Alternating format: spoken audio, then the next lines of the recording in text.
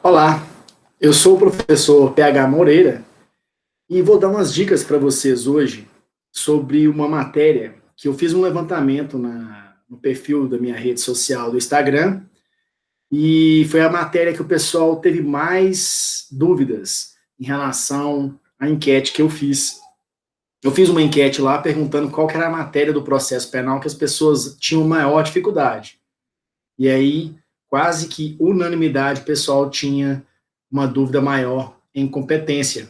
Daí, então, eu falei, vou dar algumas dicas de competência, então.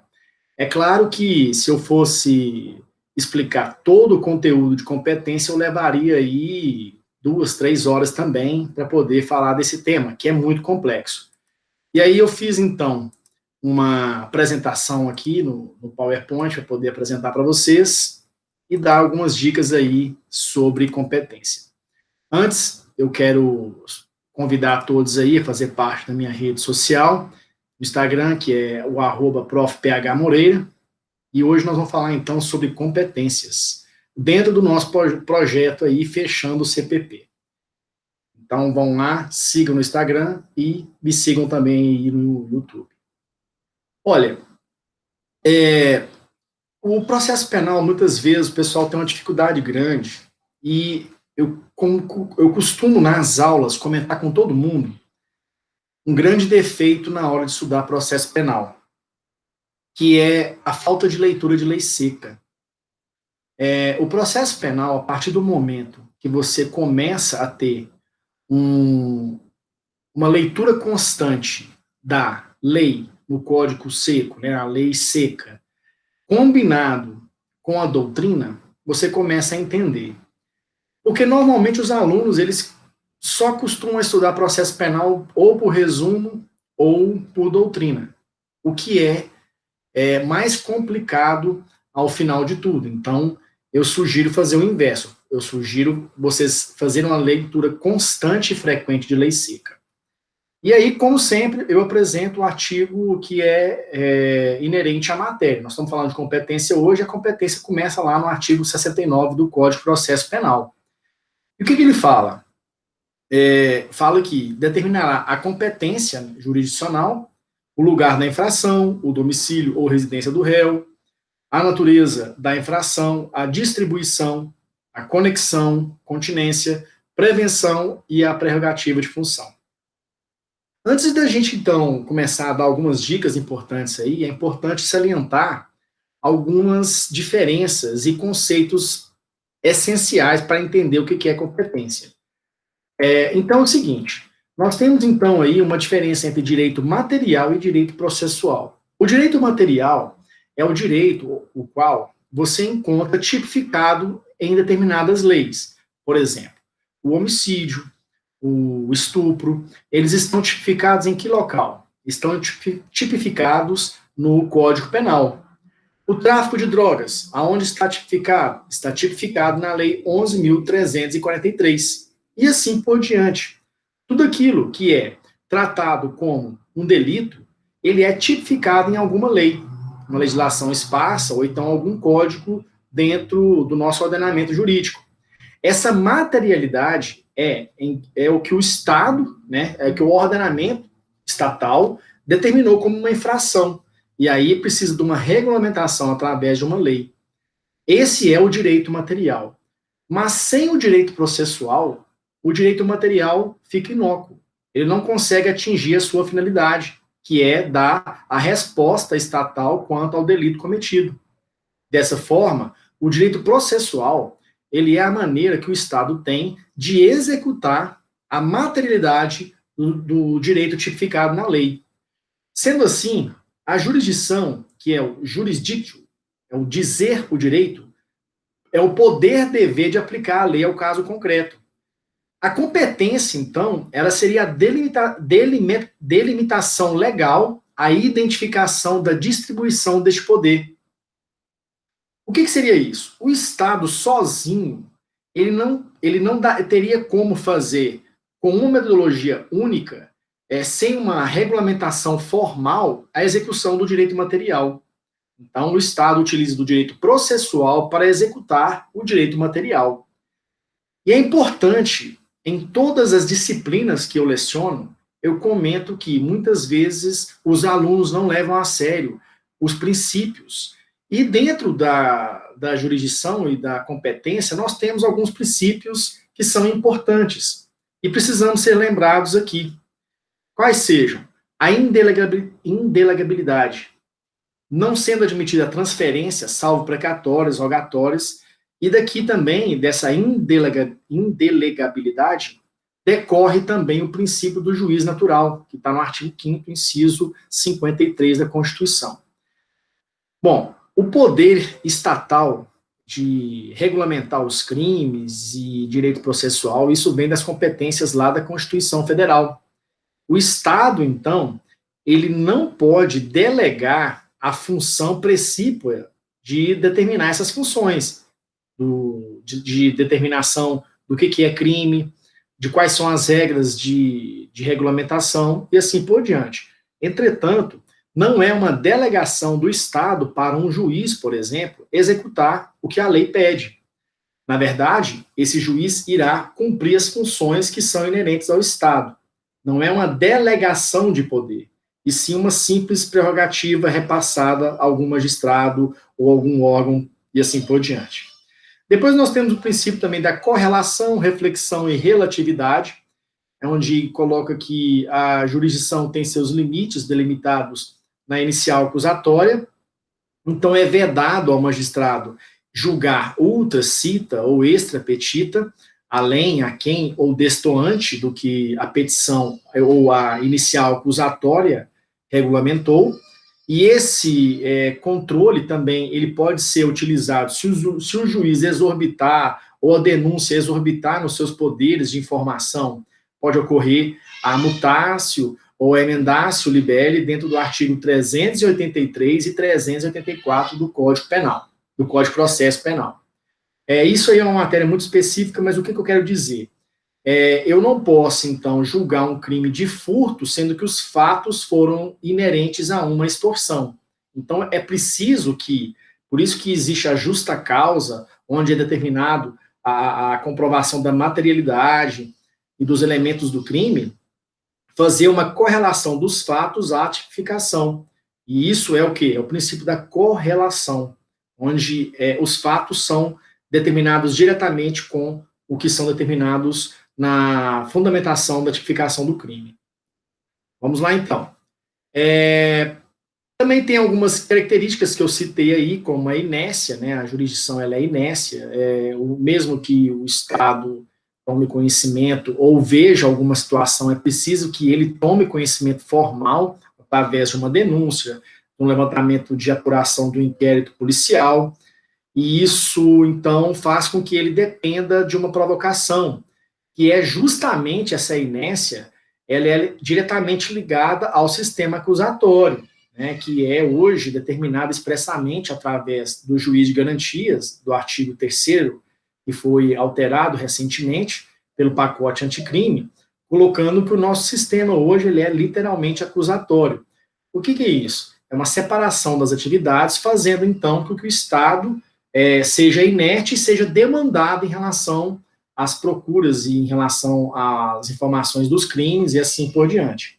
A substitutividade, o Estado é um monopólio do jus puniendi, porque as partes não podem mais fazer justiça com as próprias mãos, então é o Estado que vai substituir as partes e determinar o que é o direito, e a imutabilidade, onde que a decisão irá revestir-se de trânsito em julgado. É lógico que tem exceções, né, como nas hipóteses de revisão criminal, quando favorável ao réu, e hipóteses de HC também. E esse ponto da imutabilidade em relação ao trânsito em julgado é uma discussão também que leva aí horas e horas para a gente comentar.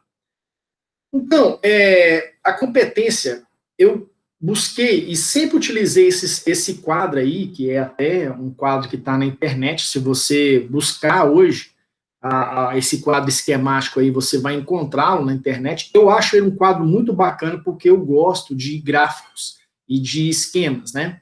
Então, você tem ali, logo ali onde está escrito jurisdição, que é o que nos importa, você tem o quê? A justiça comum e a justiça especial. Olha, a literalidade da definição do que é competente a um juiz ou não depende, querendo ou não, depende da matéria do que é tratado. Depende do fato inerente ao crime que é cometido, e isso é apurado, então, vários fatores. Vamos pegar, então, um dos itens que vocês precisam guardar na cabeça, para vocês poderem separar o que é a diferença de justiça especial e justiça comum. Justiça especial, ela é aquela que trata dos assuntos eleitorais, trabalhistas e militares. Por isso que, se tiver, né, tivemos alteração recente em relação a militar, onde que o militar que cometa crime, ainda que seja inerente à justiça comum, ele a justiça militar engloba, vamos dizer assim, esse tema, e aí é tudo julgado na militar. Antigamente havia separação dos processos, né? E normalmente a regra é que haja separação dos processos, porque a gente sabe que uma conduta ela pode ser eivada de vários tipos de espécies de justiças. Você pode ter uma pessoa que cometa um crime eleitoral concomitantemente com um crime de furto, com crime da área trabalhista, da área civil, e assim por diante. Normalmente, a regra é que esses processos se separem. E é isso que torna difícil em relação à competência. Porque constantemente os nossos tribunais superiores estão mudando as regras. Né? Anteriormente seriam as separações dos processos, e aí um julgamento iria para a justiça comum, e o restante dos crimes inerentes a uma justiça militar iria para a militar. Aí vem os tribunais superiores e determinam novas regras dizendo que serão feitos de uma maneira ou de outra. Então, é isso que dificulta em relação ao conhecimento das competências. E aí depois, né, não vai dar para falar hoje quanto à questão de conhecimento de cada uma dessas espécies, né? E aí a justiça especial, então, tratou de tema eleitoral, vai ser julgado pela justiça eleitoral. Tratou de tema trabalhista, será julgado pela trabalhista. Isso é a separação dos processos inerentes à justiça especial. E aí todos os demais assuntos são tratados na justiça comum. Só que dentro da comum, olhem aí o gráfico, ele separa-se em civil e penal, os assuntos da esfera civil e da esfera penal. E dentro de cada um desses existe uma nova separação, justiça estadual e justiça federal. É por isso que vocês reparem que na cidade de vocês, nas cidades de maior porte, sempre tem o Tribunal de Justiça, né, que é representado pelas comarcas de cada cidade, onde tem um juiz de direito, e aí ele vai tratar dos assuntos das esferas civil e penal. E também temos, dentro disso também, algumas cidades de maior porte, a Justiça Federal, que tratarão dos assuntos inerentes a interesses da União. E assim também nós temos a Justiça Penal, que se separa em estadual e federal. Realmente hoje é só uma dica, né? Não tenho o propósito de esgotar o tema da competência, mas só para vocês entenderem e visualizarem a partir de agora como que você entende a situação da separação dos processos, dos temas que abordam cada crime e assim por diante. E aí você tem a fixação da competência, aí eu até coloquei o quadro anterior, e ele é pertencente aí à fonte de onde que eu tirei esse quadro, que eu acho ele muito bacana, depois vocês deem uma lida aí, que é onde você vai analisar, então, justamente o artigo 69, onde fala lá, e você vai fixar a competência, então, mediante esses temas aí, ó, prerrogativa de função, conexão e continência, e a gente sabe que lá em conexão e continência tem uma série de divisões também, subjetiva, objetiva, e aí você vai analisar isso como o quê? Para saber se há separação dos processos quanto às pessoas, quanto ao objeto do crime.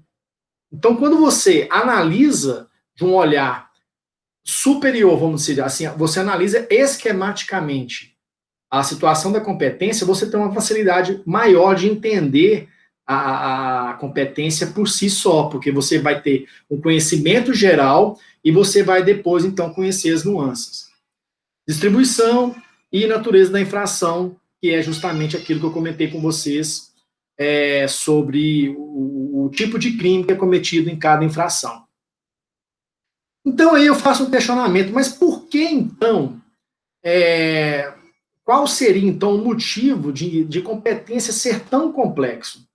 Bom, aí já dei uma antecipada para vocês, que os nossos tribunais superiores não cooperam com a gente. E aí a gente tem uma dificuldade muito grande de acompanhar os julgados e assim por diante. Por exemplo, quando você lê o artigo 102 da Constituição, ele coloca lá a competência originária do Supremo Tribunal Federal. Compete ao Supremo Tribunal Federal, principalmente a guarda da Constituição, cabendo-lhe. E aí vem, né? Quando for crimes cometidos, eu fiz um quadro aí que eu até puxei do livro do Nestor Távora e do Fábio Roque, que é um livro muito bom. E aí ele coloca, né? Quando for crimes cometidos pelo presidente, pelo vice, no executivo, ministros do Estado, AGU, depois vocês dão uma pausa aí para copiar esse quadro, e assim por diante. E aí depois, o que acontece? Ele vem e traz julgamentos, né, julgados, e você muda completamente a fixação da competência. Aí ele fala, olha aí, não cabe ao STF competência para julgar ações ordinárias que impugnem atos do Tribunal de Contas da União. E aí fica essas decisões aí que você lê na lei e entenderia que seria de uma certa competência originária, só que depois você verifica que os julgados dos tribunais superiores determinam a competência para uma outra esfera ou órgão judiciário. Então, esses julgados aí, é bacana, eu vou dar uma dica para vocês, eu vou até ver se eu acho aqui, vocês essas referências dentro da própria, do site do Planalto, por exemplo. Então, você vê a Constituição Federal aqui, ó, tem esse símbolo de balancinha aqui, você vai, clica nele, e tem uma série de julgados referente ao artigo. Então, fica uma dica para vocês aí, para vocês estudarem depois no assunto de vocês. E aí eu copiei aí uma série de julgados interessantes que estão dentro desse artigo aí, lá no site do Planalto, tá? Então, nosso vídeo aqui é para ser mais rápido mesmo, mas depois vocês façam uma pesquisa aí. E é isso aqui que deixa a gente louco. É isso aqui que deixa a gente com o cabelo em pé, para quem tem cabelo, né? Então, é isso aqui que dificulta o entendimento nosso no nosso estudo para provas, né? E para entendimento especificamente. Tem uma live uma transmissão ao vivo do Gajardoni com o Renato Brasileiro, que fala sobre competência, deve estar gravado no Instagram do Renato Brasileiro, professor Renato Brasileiro, que foi assim uma aula sobre discussão de competência da esfera civil e da penal. Sugiro vocês assistirem essa live, que é muito boa. E aí também tem um outro artigo que complica a nossa vida, que é o artigo 108 da Constituição também, da competência dos tribunais regionais federais, que é um pouquinho complicado também, justamente na questão dos julgados. E lá no site do Planalto tem alguns julgados interessantes. E aí você, como eu disse, eu gosto muito de esquema, apesar de estar ruim essa imagem, e eu também puxei da internet, do Google, onde tem lá a separação das funções, e aí você começa a entender. Você começa a entender cada casinha dessa vai julgar um determinado assunto. Então você tem lá o TST, né, que vai julgar a Justiça Especial, e aí tem a Justiça Militar, nós temos a Justiça Eleitoral, que são, então, as justiças, tá aí, ó, Justiça Especializada, especial, tá no gráfico abaixo aí. E os de vermelho, o que é da Justiça Comum. Né? E aí a Justiça Comum a gente pode dividir em federal e estadual. Quando você olha esse esquema, você começa a pelo menos ter uma luz no fim do túnel, a começar a entender e acertar as questões que se referem a esse assunto. Então, quando você começa a enxergar através de esquemas, igual esse aí, por exemplo, você imagina, opa, peraí, isso aqui então é justiça comum. Por que é justiça comum? Porque não trata nada de direito do trabalho, justiça militar ou assunto eleitoral. Então, a partir disso, você começa a ter uma clareza maior. Desculpa. E qual que é a melhor maneira de estudar a competência? Como eu disse para vocês, é uma leitura constante da lei seca, através dos artigos 69 ao 91, não é pouco, né, são vários assuntos, e aí você vai ver aquela situação lá dos portos, um navio que sai do Brasil e comete um crime no ar. Então você começa, através da lei seca, você vai lendo e imaginando a situação real para cada artigo. Então, o que eu quero deixar de dica para vocês aqui? É isso, da leitura da lei seca. Lembrar do soldado de reserva, eu falo isso em sala de aula, que eu chamo a prevenção de soldado de reserva. É tipo o Severino quebra-galho. O que não couber nas outras justiças é a prevenção. Então, o que fala no 91? Quando incerta e não se determinar de acordo com as normas estabelecidas nos artigos 89 e 90, a competência se firmará pela prevenção.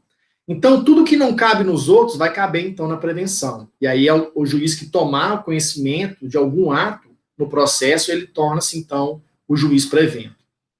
E aí eu fiz aí um esquema para vocês aí da Justiça Comum Especial, depois vocês passam um olho aí para gravar no caderno de vocês. E, por fim, quero agradecer a vocês aí, pedir para vocês curtirem aí a página do YouTube. Também quero pedir para me seguirem lá no meu Instagram, que é profph.moreira, para a gente aí comunicar e falar diversos assuntos aí sobre processo penal. Então, a dica de hoje é uma dica rápida mesmo, para vocês assistirem um vídeo aí, numa caminhada, escutarem aí e ficarem fixando na cabeça de vocês sobre o tema, nada com o objetivo de finalizar a matéria, porque realmente competência, ela não é fácil por esses nuances aí, em relação aos nossos tribunais superiores que não facilitam a vida para nós. Sigam a página aí, curtam e me sigam também lá no Instagram. Um abraço para vocês e até a nossa próxima aula.